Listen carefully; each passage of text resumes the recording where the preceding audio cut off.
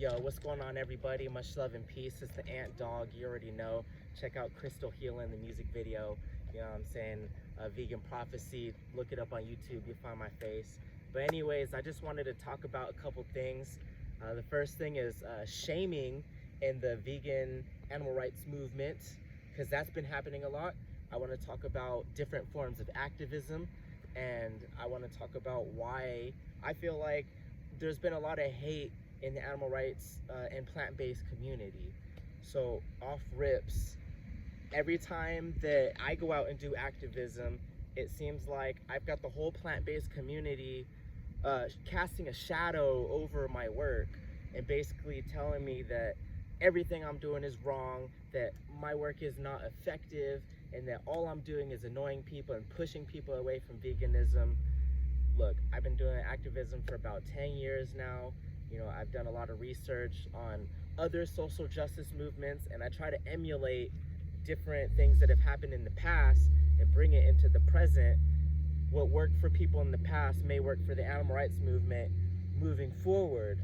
So, you know, things like disruptions in grocery stores, where we go in and we protest, we give eulogies, we set flowers down on the carnice aisle.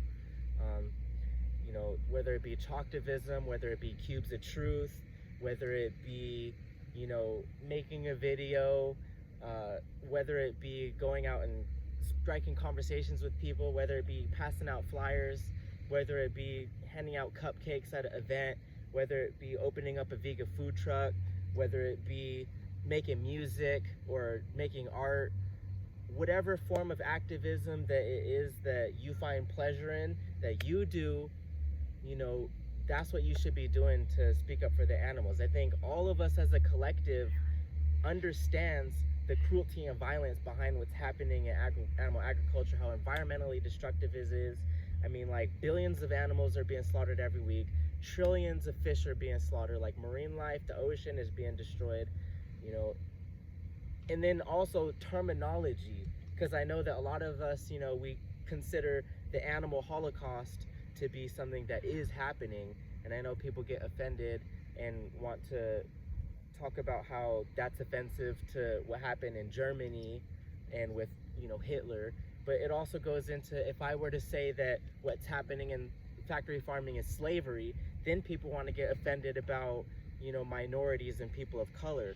But then I say, you know, animals are being forcefully impregnated against their will and calling it rape, because that's what's happening. But then people want to get offended and say, how dare you compare what happens to animals to what happens to humans?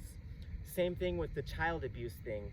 You know, processed meat has been considered a class 1 carcinogen, therefore putting things like hot dogs and Lunchables in the same category as cigarettes. You give a child a cigarette and light it for him, that's child abuse.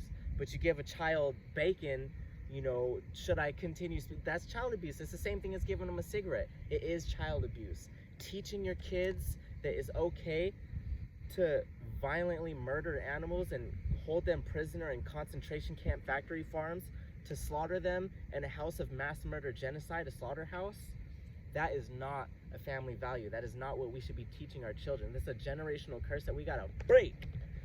So when it comes to activists out here doing everything that they can to stop this violence, to wake up people's hearts and to show them a more compassionate way of living, when we're out here doing these various things to raise awareness, I feel like I get so much hate from the vegans who want to sit here and tell me that what I'm doing is wrong, I'm not being effective, I'm pushing people away.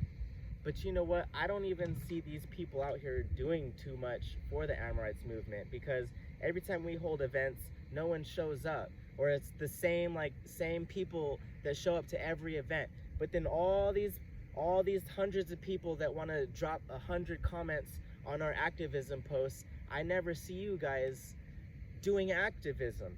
Now, you know, I'm not going to put everybody in the same box. Maybe you do activism in your own way, and that's great. I'm not going to shame you for not doing disruptions and for not doing activism and for not coming to Cubes.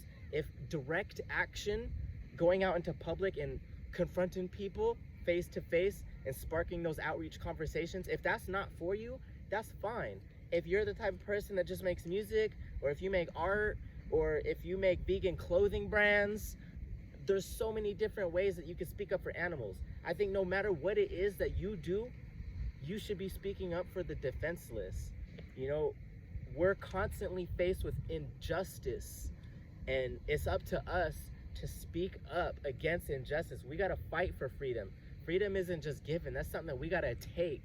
We gotta earn, you know what I mean? So when it comes to shaming other activists, I feel like we need to learn that it's okay to let other activists do what they're doing without giving them so much hatred.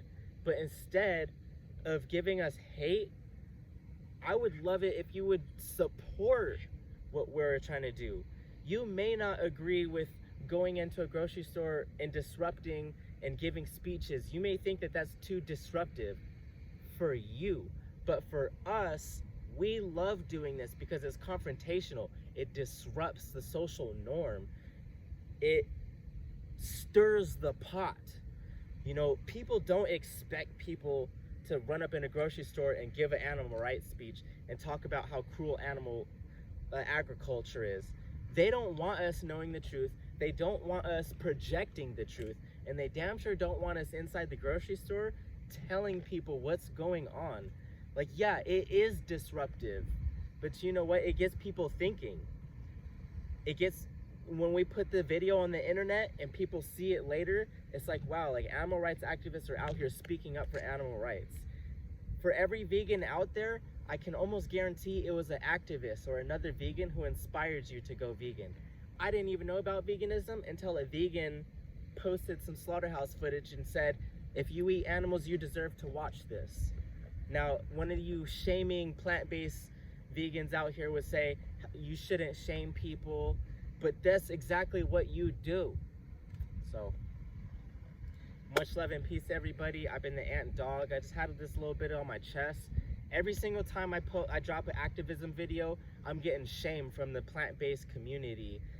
You know, basically casting so much hate at us for trying to do the right thing, for trying to raise awareness around animal rights, for trying to speak up for the defenseless, for trying to speak up for the most vulnerable and innocent beings who are being brutally murdered and